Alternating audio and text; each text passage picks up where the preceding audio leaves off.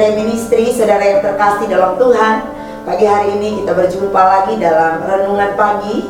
Dan saya berdoa semoga saudara yang terkasih ada dalam keadaan baik dan sehat, tentunya berkat kasih anugerah dan penyertaan Tuhan. Pagi hari ini sebelum kita mendengarkan firman Tuhan, mari bersaat teduh sejenak dan kita berdoa. Kami datang kepadamu Tuhan menaikkan ucapan syukur oleh karena begitu besar kasih anugerah pertolongan Tuhan dalam kehidupan kami. Bahkan kami menyadari kalau kami boleh bangun di pagi hari ini menikmati hari yang baru, semua karena pertolongan Tuhan. Terima kasih Tuhan. Saat ini kami datang kepadamu membawa hidup kami, mempersembahkan hidup kami untuk mau mendengarkan kebenaran firman-Mu. Berfirmanlah Engkau Tuhan melalui hamba-Mu, kami siap mendengarkan. Di dalam nama Tuhan Yesus Kristus, haleluya, amin. Puji Tuhan, sahabat LCD Ministry. Pagi hari ini kita akan membaca dan merenungkan sebuah kebenaran firman Tuhan yang akan menjadi pokok pengajaran kita bagaimana seharusnya orang Kristen di tengah-tengah dunia ini, bagaimana seharusnya kehidupan orang percaya di akhir zaman ini. Pagi hari ini kita akan belajar dari Matius 5. Matius 5 diawali dengan 8 ucapan berbahagia. Kemudian Yesus berbicara tentang garam dunia dan terang dunia. Dan Tuhan berkata begini, kamu adalah garam dunia. Jika garam itu menjadi tawar, dengan apakah ia diasinkan? Tidak ada gunanya lagi selain dibuang dan diinjak orang. Itu terdapat dalam Matius 5-nya yang ke-13. Saudaraku yang terkasih, ada dua hal penting yang menjadi pesan Kristus bagi murid-muridnya dan bagi kita semua di pagi hari ini, agar kita boleh menjadi berkat di tengah-tengah dunia ini melalui garam dan terang. Saudara yang terkasih dalam Tuhan, firman Tuhan ini akan saya bagi dalam dua bagian, dan hari ini part 1 dan besok part 2 yang saya beri judul Hiduplah Menjadi Berkat. Mari sama-sama kita belajar tentang garam agar kita bisa mengerti dan memahami maksud Tuhan. Keberadaan garam sangat kita butuhkan dari waktu ke waktu, karena tanpa adanya garam maka masakan akan terasa hambar dan tawar. Tanpa adanya terang juga maka kita tidak bisa melakukan segala aktivitas dengan baik.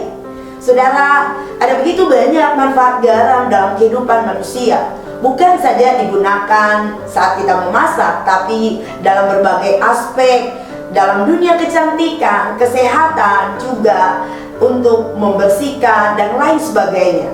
Dan ini menunjukkan bahwa Yesus mau agar kita sebagai anak-anaknya menjadi garam yang memiliki fungsi atau yang bisa menjadi berkat di dalam segala aspek kehidupan kita di tengah-tengah dunia ini. Mari kita belajar apa sih makna garam.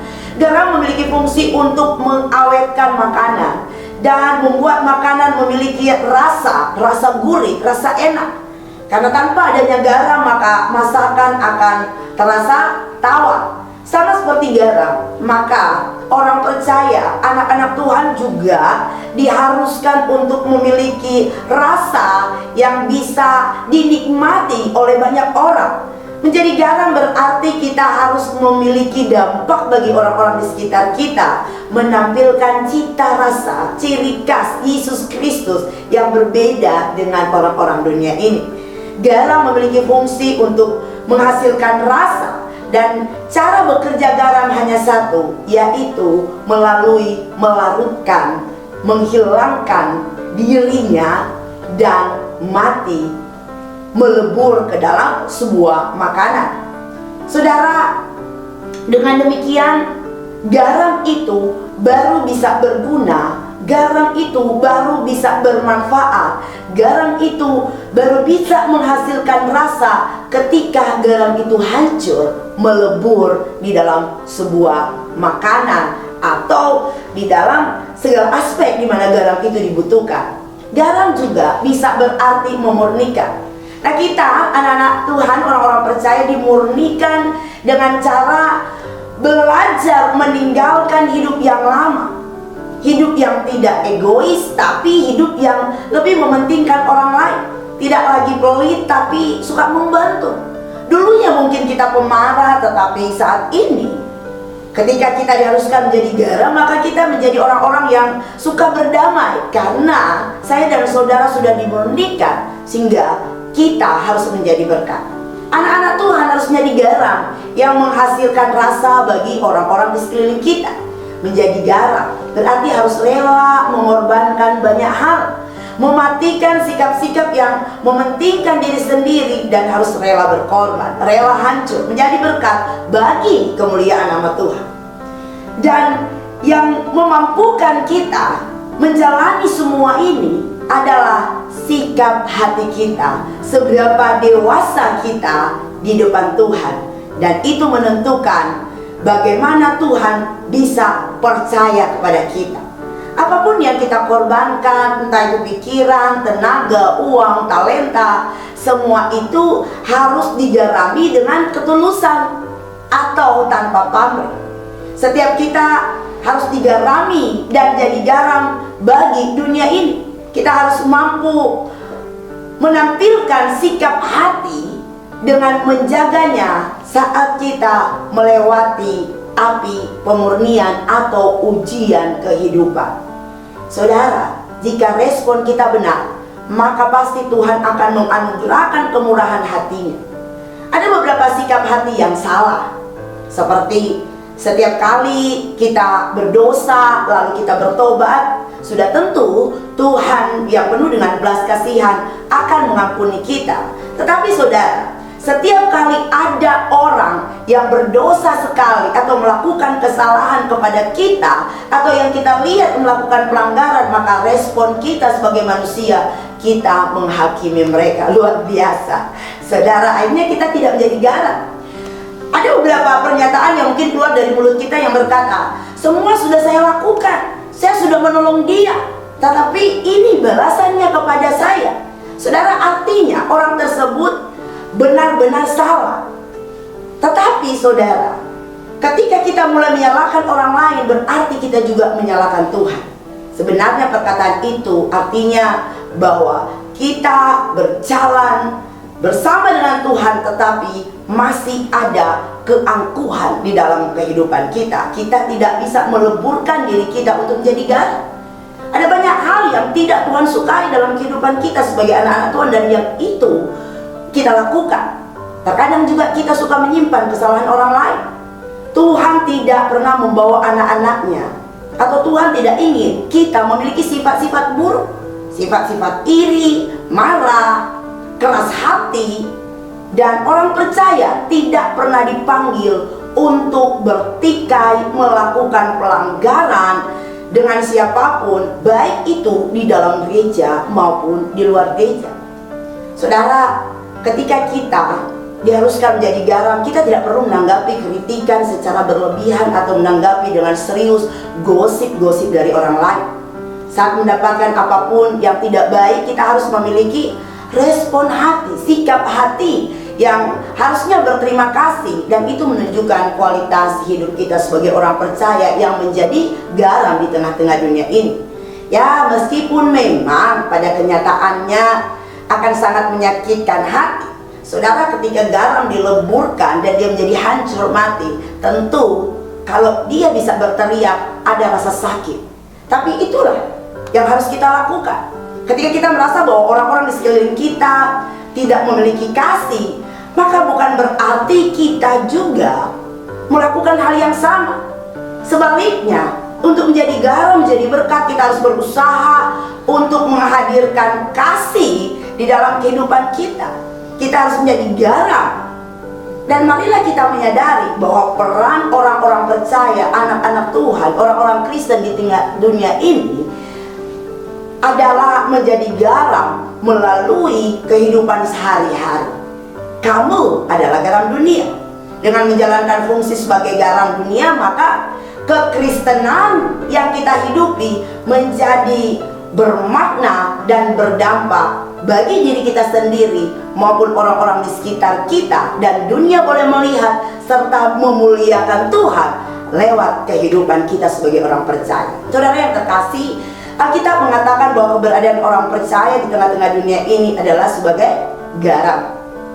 Memang ketika kita merenungkan atau berpikir, menjadi garam ini adalah satu tugas dan tanggung jawab yang tidak mudah, tidak semudah seperti membalikan telapak tangan. Dan kita juga bisa mengintrospeksi diri kita, apakah kita sudah menjalankan fungsi kita sebagai garam dunia dengan benar. Karena dunia ini penuh dengan kebobrokan dan bisa dikatakan dalam proses membusuk karena ada begitu banyak dosa yang terjadi di tengah-tengah dunia ini. Karena itu keberadaan kita sebagai orang percaya, sebagai garam sangat dibutuhkan. Menjadi garam dunia berarti menjadi kesaksian bagi orang lain. Saudara yang terkasih, anak-anak Tuhan, sahabat LCD Ministry, adakah karena kesaksian hidup kita sehingga orang di sekeliling kita bertobat? Kesaksian hidup kita harus terus bergulir, harus terus secara kontinu kita lakukan sampai Tuhan datang. Sayangnya tidak sedikit orang percaya yang tidak bisa atau belum mampu menjadi garam sampai dengan saat ini, karena hidupnya tidak mau berubah dari cara hidup orang-orang dunia. Tetap saja masih banyak orang Kristen, anak-anak Tuhan yang berkompromi dengan dosa, sehingga kalau kita melihat secara kasat mata agak susah membedakan mana itu orang percaya yang sudah menjadi garam dan mana yang bukan. Jika garam menjadi tawar, berarti kita telah kehilangan fungsi dan pastilah kita tidak ada gunanya lagi. Ujian kehidupan selalu menanti kita dan kita harus siap melaluinya. Inilah tujuan kita, menghancurkan dan membentuk mental yang tahan diuji, tidak cengeng, kuat dan tetap konsisten melakukan kasih, menjadi garam di tengah-tengah dunia ini. Garam yang sudah teruji, yang hatinya tidak akan berubah. Tidak ada lagi kesombongan, tidak ada lagi keangkuhan. Mari saudaraku yang terkasih dalam Tuhan, ketika Yesus berpesan agar kita menjadi garam, maka kita harus menjadi garam, jadi berkat di tengah-tengah dunia ini, yang rela hancur, melebur larut untuk menghadirkan keteladanan Kristus hingga Dia dipermuliakan dalam kehidupan kita. Maksudnya adalah mari kita belajar mematikan sifat-sifat daging kita, keduniawian kita, sehingga kehadiran Yesus Kristus dalam pribadi saya dan saudara membawa dampak dan menjadi berkat bagi orang-orang di sekeliling kita. Hidup kita sebagai orang percaya harus menjadi berkat. Amin. Mari jadi berkat. Haleluya. Kita berdoa. Kami bersyukur untuk kebenaran firman-Mu pada hari ini Tuhan, yang mengingatkan kami sebagai orang percaya, sebagai anak-anak Tuhan, bahwa kehadiran kami di tengah-tengah dunia ini memiliki tanggung jawab yang besar. Kami harus menjadi garam, mengaplikasikan kasih Kristus, melebur di tengah-tengah dunia ini, agar kami boleh menjadi saksi-saksi Kristus. Terima kasih Tuhan. Biarlah hikmat yang berasal daripada-Mu menjadi bagian kami, agar kami lebih mengerti, lebih memahami kebenaran firman-Mu, untuk kami boleh lakukan dalam kehidupan kami, di tengah-tengah pengiringan kami akan Engkau. Terus menyertai, memberkati kami, kuatkan kami Tuhan, agar kami boleh menjadi pelaku firman-Mu. Di dalam nama Tuhan Yesus Kristus kami berdoa dan mengucap syukur. Haleluya. Amin. Puji Tuhan. Saudaraku yang terkasih, sahabat LCD Ministry, jadilah berkat, bawa dampak, bawa kasih Kristus dalam kehidupan kita, sehingga orang-orang boleh memuliakan Tuhan di tengah-tengah dunia ini. Selamat berkarya dan jangan lupa melakukan prokes, ikuti anjuran pemerintah. Tuhan Yesus menyertai, memberkati dan melindungi kita semua hari ini. Selamat pagi. Shalom.